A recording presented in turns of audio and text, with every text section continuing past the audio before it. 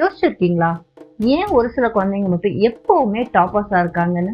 It's not because they are super intelligent, it's because they think differently. நம்ம குழந்தைங்களுக்கும் அந்த think டிஃப்ரெண்ட்டை எப்படின்றத சொல்லி கொடுத்துட்டோம்னா நம்ம குழந்தைங்களும் டாப்பர்ஸா மாறிடுவாங்க. இதுக்கு 3 விதமான திங்கிங்கை நம்ம அவங்களுக்கு சேஞ்ச் பண்ண வேண்டியது முக்கியம். Number 1, growth mindset. This is the first and foremost.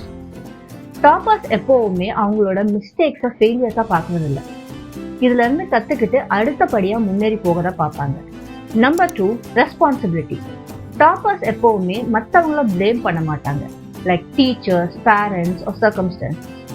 எப்பவுமே அவங்க படிப்புக்கும் அவங்க மார்க்ஸுக்கும் அவங்க தான் ரெஸ்பான்சிபிள்னு ஃபீல் பண்ணுவாங்க. Number 3, positive self talk. என்னால் முடியும், என்னால் கண்டிப்பாக செய்ய முடியும் அப்படின்னு பாசிட்டிவ் செல்ஃப் டாக் டாப்பர்ஸுக்குள்ள எப்போவுமே இருக்கும்.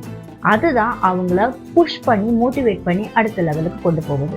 ஸோ ஆல்வேஸ் ரிமெம்பர், நம்ம குழந்தைங்க நைட் தூங்கும் போதும் சரி, காலையில் எழுந்திரிச்ச உடனே சரி, அவங்களுக்குள்ள ஒரு பாசிட்டிவ் செல்ஃப் டாக்கை பண்ணிக்க சொல்லுங்க. ஸோ இந்த மாதிரியான 3 மைண்ட் செட் ஷிஃப்டை அவங்களுக்குள்ள கொண்டு வாங்க. அவங்க க்ரோ ஆகுறத நீங்கள் கண்ணு முன்னாடி பார்ப்பீங்க.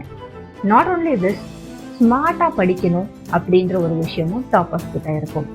ஸ்மார்ட்டாக எப்படி படிக்கலாம், இதை பற்றி தெரிஞ்சுக்கணுன்னா I have prepared a smart study blueprint.